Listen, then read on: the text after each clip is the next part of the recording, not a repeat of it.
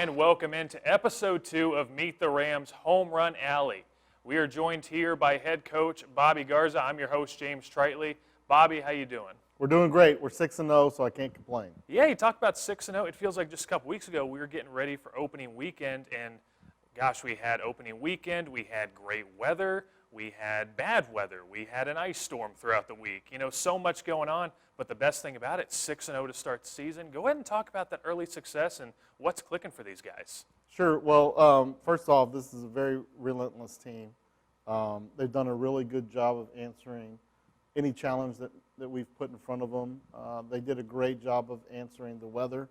That was clearly a big issue in opening weekend, and even coming into this weekend as well. Pushing our games back from Saturday, Sunday, or Friday, Saturday to Saturday, Sunday, and then Sunday, Monday. So this team did a really good job of just answering the call. They've done a phenomenal job of taking care of the baseball. And to start off 6-0, we're pretty excited about that. Every reason to be excited, exactly. Now, one of the things we'll go to first, you know, we have some equipment here. We'll get to that story later on, but let's talk about the offense. And we're seeing an early emergence of this high-powered offense that you have. To name a few guys, T.J. Tomlinson, Grayson Barrett, Tomas Sanchez. Talk about what you're seeing from those guys and their success. Sure. Well, you know, start off with T.J. T.J.'s a great hitter. He may be one of the best hitters that we've had here at Texas Wesleyan, and really that I've coached when it comes to plate discipline. He has the ability to stay in the zone. He's a tough out. He has a really, really good eye at the plate.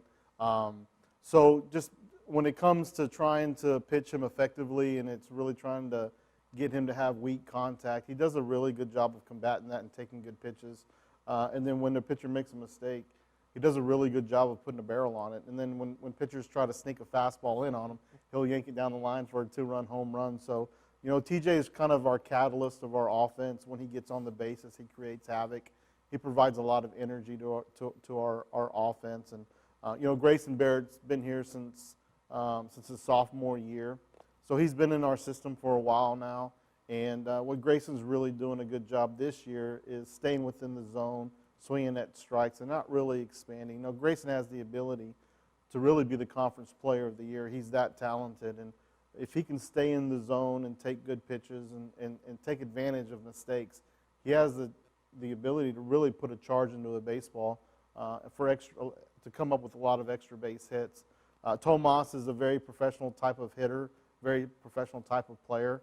He can impact the game on the defensive side, on the offensive side, and on the bases. So he has the ability to steal 20 to 25 bags. He has the ability to hit 10 to 15 home runs and to accumulate 18 to 25 doubles. So those three guys have done a really, really good job of having great at-bats, along with some of our other players. And, you know, most importantly, those three players really lengthen our lineup up quite a bit. So they can bat leadoff, they can hit 4-hole, and they can even hit 6-hole. So having those guys in our lineup has definitely been a blessing for us.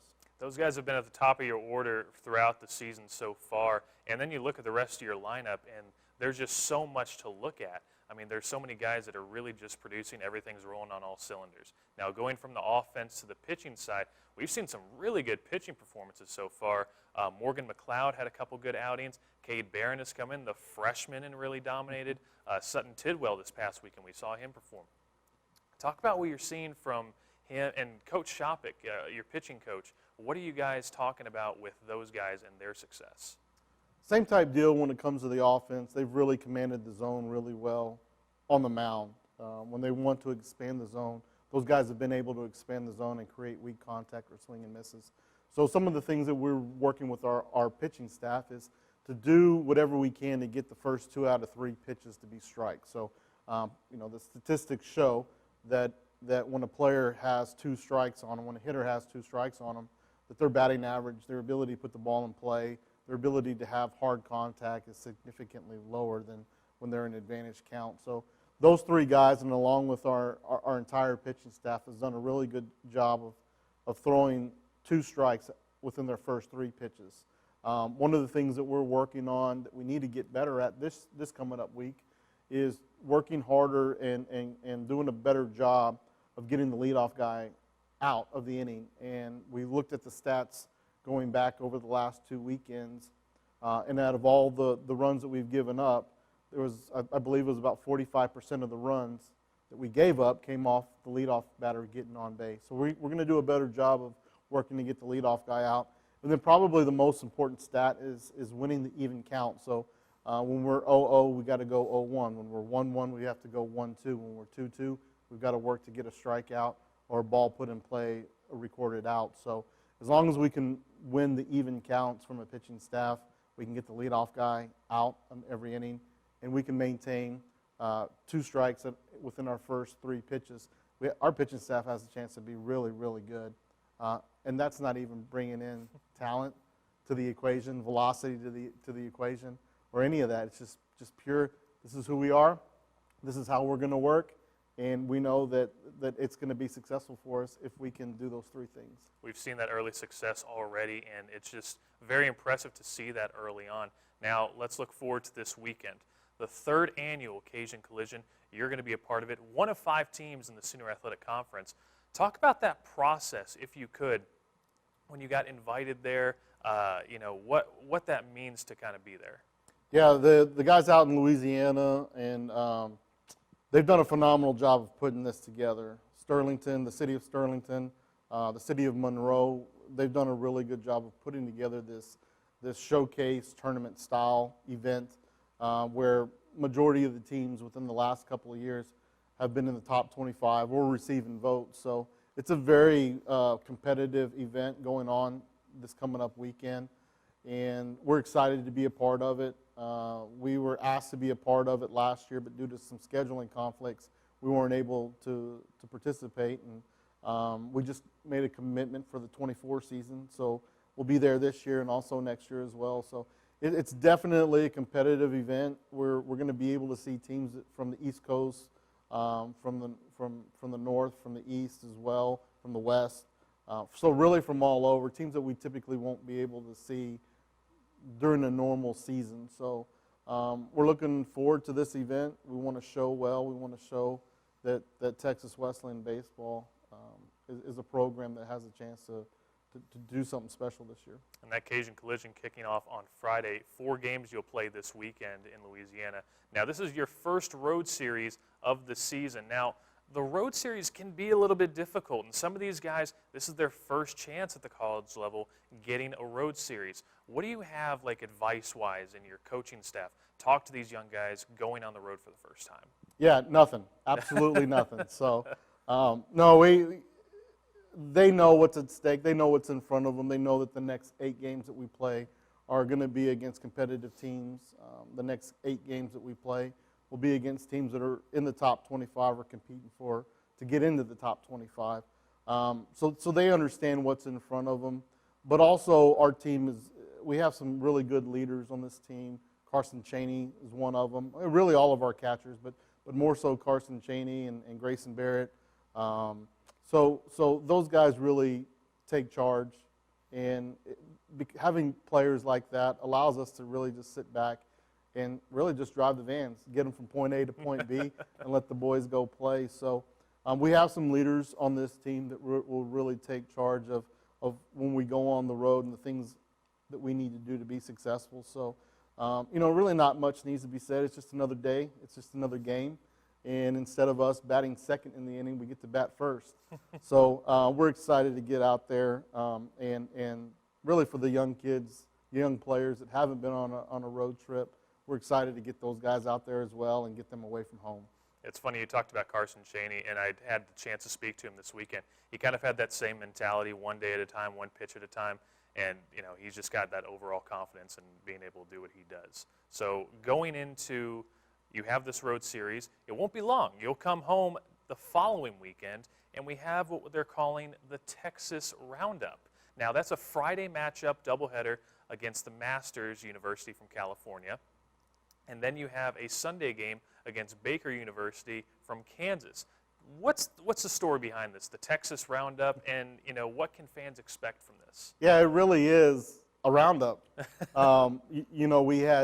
scheduled the Masters from California to come into Sycamore Park to Fort Worth and play against us, and then we had that on the schedule. We were going to play a 4-game set with them, and then Baker University reached out to us and wanted to come south and try to get down to some warmer weather. And we basically just got all 3 head coaches on a conference call, and let's figure out a way to make it happen for all the teams to come in and get 4 games. And that's basically what it was, is a complete roundup. And so we're excited. I know I use the word excited a lot, but it's true. We're really excited to have a team from California come in, a team from Kansas to come in, and get to play some more good baseball. Coach Monty Brooks over at the Masters has done a phenomenal job getting his teams to the World Series. They're very competitive. They're in the top 25 year in and year out. They're receiving votes year in and year out. And Baker University's done a phenomenal job the last couple of years as well. So I know they've received some votes in the last couple of years. So it'll be very competitive. It'll be kind of like a spin-off of the Cajun Collision, Texas style. So we're looking forward to hosting those teams next weekend. Coach, you can never be too excited. Let me remind you that. Yeah, that's true. That's true. As long as we're winning, I'm excited. Hey, exactly. So lastly, let's go ahead and talk about the elephant in the room here. Or should I say the batting equipment in the room? We have this red equipment here, and on the navy and gold, it's not an eyesore, but it definitely catches our eye. We're really interested to see what that looks like. So is there a story behind this? What's going on? So the red originally came from back in 2020. We couldn't find equipment anywhere, obviously because of COVID and just having the lack of accessibility to any type of baseball equipment. We weren't able to get anything. And when we were trying to order batting gloves for our players, the 2 colors that were accessible were red and green. We couldn't find blue, we couldn't find black, we couldn't find white.